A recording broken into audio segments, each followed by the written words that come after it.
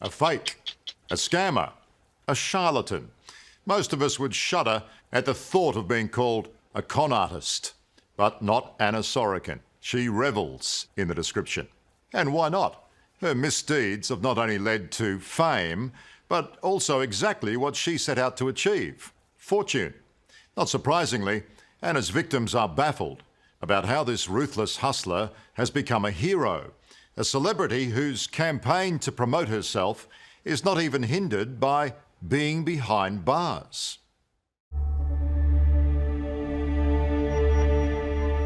Hi to 60 Minute Australia, and I hope you guys are enjoying the show.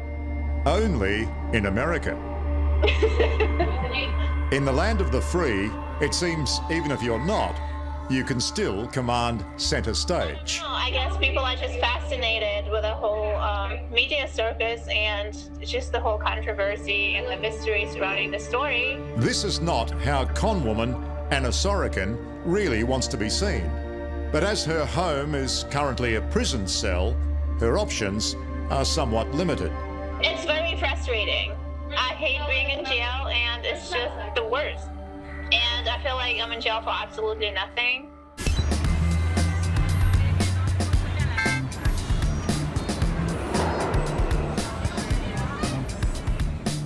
This is much more Anna Sorokin's speed. The bustling streets of New York City, packed with plenty of rich people ripe to be ripped off. It's here Anna plied her trade, convincing the wealthy she was a German heiress about to inherit a fortune. They fell for the lies, and her high-end heist netted Anna hundreds of thousands of dollars. I have no patience for people's stupidity. Do you feel bad about some of the people that got burnt along the way? Can you name me the names of the people? And I'll tell you if I feel bad about them. When I first met Anna 12 months ago, it was in much more comfortable surroundings than a cell. And like all good cons, she was, well, very confident. I had no idea what was going on, so just I kind of did things. So you weren't that calculated? No. I don't see myself exactly as a ladder climber. No, I was just kind of doing whatever I wanted at the time. So you just wanted to go straight to the top? Kind of, yes. Why waste my time? Just knowing the people who were at the top, they just, I don't know. Sorry, knowing the people at the top? Yeah, it's like they did not strike me as too smart or too talented, so I felt like, why? Hey, I'm famous. A year is a long time in the life of a swindler. But counterintuitively, an embarrassing address has only added to Anna Sorokin's success. Anna stole a jet! Now she's not only the toast of Manhattan, but also Hollywood, Anna Delvey is a masterpiece, bitches, and they can just all...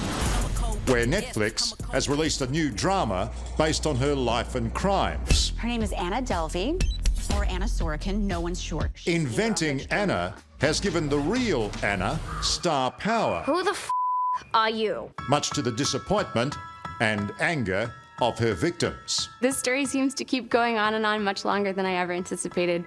A close friendship that was about 3 months or so has taken on far more years than I anticipated. So it just goes to show you sometimes small decisions have a really big impact. Rachel Delosh Williams has had plenty of time to reflect on and regret how a chance meeting with Anna 7 years ago completely upended her life. She was definitely one of a kind, and she had this sort of gravitational pull towards her that kind of made you just sit there and stare at her, trying to figure out what was going on. I guess it is charisma. It I think, relates to a certain type of personality that I would today call, probably a sociopath. I think that's sort of how the smoke and mirrors of the illusion works. Did you have any idea in the beginning of your friendship that she was playing people knowingly? Absolutely not. If I had any idea, of course, things would have played out very differently. Rachel's then friend was born in Russia and raised in Germany. In 2015, she moved to New York and reinvented herself. Anna Sorokin became Anna Delvey. Her story, that she was about to inherit 60 million euros, proved irresistible to the local social set, who welcomed her with open arms and wallets.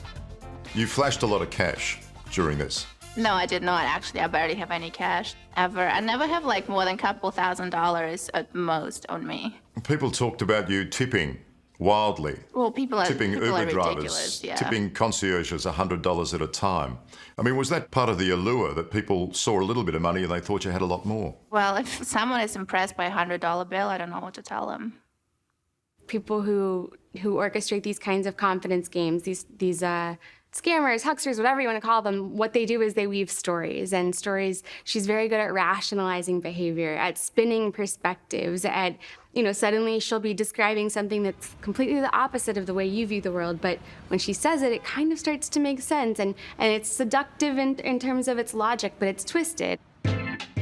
Rachel Delosh Williams was an up-and-coming photo editor at Vanity Fair when she was swept up in the Anna show. My takeaway is that, I spent time with this person I liked. I thought she was fun. I thought she was interesting. I gave her my attention. And I didn't realize that what seemed so low stakes actually had a really big impact. Rachel was easy prey, falling for a classic con with an exotic twist. Anna offered to take her on an all-expenses-paid trip to Morocco. The two of them had a great few days, until it was time to pay up. At that point, all Anna had was excuses, forcing Rachel to put the whole US $62,000 bill, more than a year's salary, on her company credit card. From what we've seen in the past, it seems as though she willfully attempts to create reality both ahead of her and behind her. What she says is so. It's just alternative facts, and that's not a real thing. One thing that struck me about Anna is her complete denial. She's totally unrepentant, isn't she?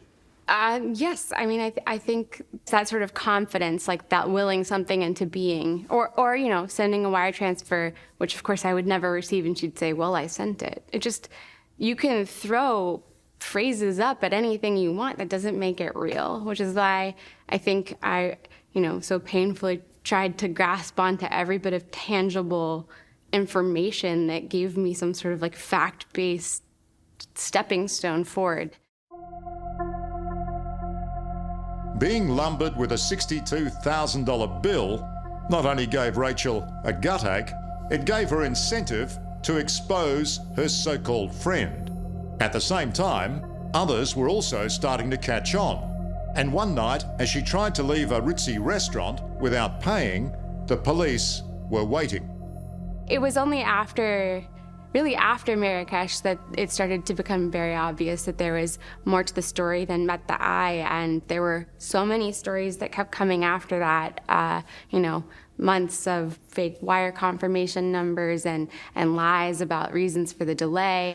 Being the one who called time on this and had to get the police involved, being the whistleblower, was that quite stressful? Of course, yeah. When you're presented with wall after wall, and there's, you run out of options, at a certain point, this person is a criminal. She is a pathological liar. The wannabe socialite is actually on trial for swindling hundreds of thousands of dollars. Most people thought the arrest of the fraudster would signal the end of her one-woman crime wave. But Anna was not going down without a fight. I don't care what you think of me. I don't need your approval. I don't need to impress you. From a prison cell in upstate New York, Anna Sorokin, aka Anna Delvey, the fake heiress who fleeced Manhattan's high society, is relishing her fame. I paid for my mistakes. Inventing Anna, the Netflix drama that chronicles her life of trickery, has made her a very unlikely star. Do you know who Anna Sorokin is, aka Anna Delvey? So I binge watched Inventing Anna today, and my God. Welcome to history class. This is the scandalous life of Anna Delvey. For Rachel Delosh Williams, her former friend and victim, none of it comes as a surprise. I think that confidence is a part of how she took it as far as she did. Because we all can sit here and look and sort of shake our heads and question that all day, but her blind faith in this illusion is how the illusion got as far as she made it go. Hollywood's initial interest in Anna coincided with her trial in 2018, a spectacle that seemed to have as many movie producers in attendance as lawyers. And in the race to pay top dollar for the film rights to Anna's crimes, the court case descended into a theatre of the absurd. I knew at that same moment there were Netflix writers in the courtroom and that her lawyer was working on the Netflix show and that Anna was working on the Netflix show. So everything felt very topsy-turvy to me. That's amazing.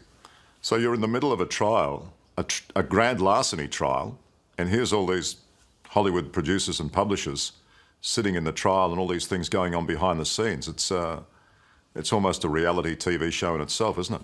Not sure about a reality TV show. Black Mirror, perhaps like a dystopian television show. Despite the hype of the hearing, the jury wasn't fooled by Anna. They found her guilty of fraud crimes, including grand larceny. Anna had suffered a loss. But Rachel had a win, writing a tell-all book and recouping some of the money Anna had fleeced from her.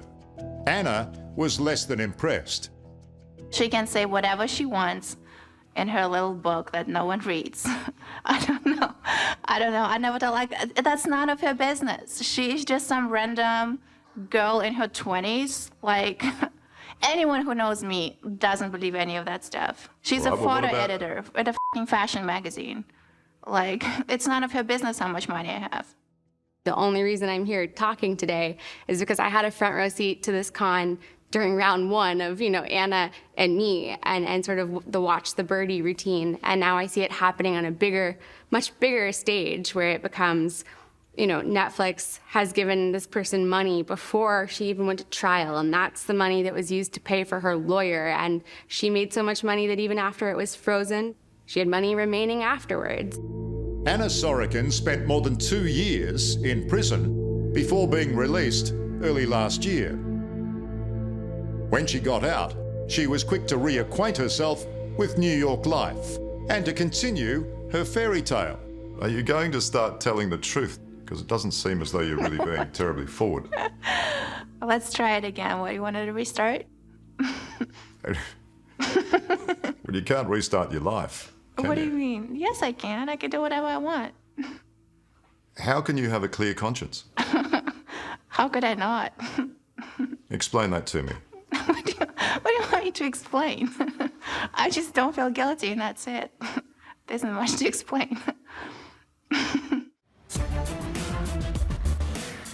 Anna certainly does what Anna wants, and it is hard to understand how someone could go through all that and still sort of be so flippant and even when it works against her. But I think sometimes she says things as a form of confidence or as a form of game playing almost, without realizing that maybe short-term that works for her. Her blame is pretty misplaced. Like, I'm not the one controlling the narrative. I'm in jail 99% of the time, while she is placing, 100% of the blame on me. I'm not the bad one here. It's like, I didn't write the Netflix show. I did not do any of these things. Anna's freedom last year was short-lived. Despite her success at turning crime into celebrity, she was sent back to prison to await deportation back to Germany. And she's been waiting ever since. Not that it's hindered her publicity campaign. I would hate to be the person who would encourage even somebody to commit to resort to the life of crime because they see me and I have the Netflix show and I'm getting all this publicity and I think that's the way to go. So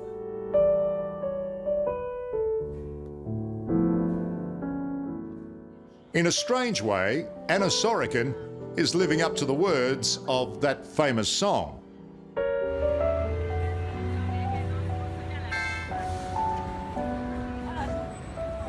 For all the wrong reasons, she's made it in New York. and thanks to Hollywood, is now well on her way to making it anywhere. But let's hope she fails. I guess people are just fascinated with the whole media circus and just the whole controversy and the mystery surrounding the story. And I guess it has something to do with general fascination with true crime. And I guess I'm a young female, and the whole fashion aspect to it is just kind of a mix of everything. Where does she go from here? Do you think Anna will kick on to something better? Attention is a form of currency, and Anna seems to crave a lot of it, and she seems, from what we've known of the past, to be good at getting what she wants. So I imagine we'll be hearing more from her. I personally will probably not be giving it much attention.